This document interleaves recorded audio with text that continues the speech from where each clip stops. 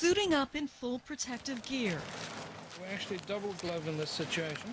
Hazmat crews prepare to enter this Duncan home that is the ongoing source of shock in this family-filled neighborhood. When I discovered what it was, my kids are going to the park. We're how many feet away from this stuff? And to hear that that was in there, I mean, makes me sick.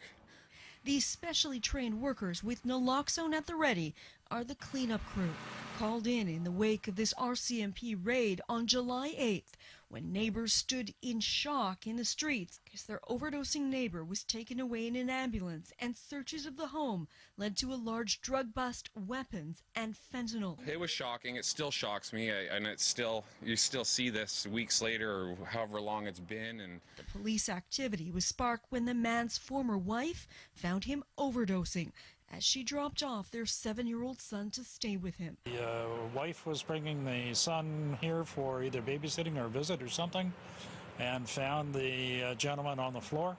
This hazmat team that usually responds to toxic spills and clandestine drug labs is increasingly being called in to deal with the remains of fentanyl following RCMP raids, because the drug is so deadly. An amount as small as 2 grains of salt can kill a person. So right now we're ventilating the house there. We've got 2 big fans, one blowing, one sucking, in that we're progressively working into the house to clear airborne particles.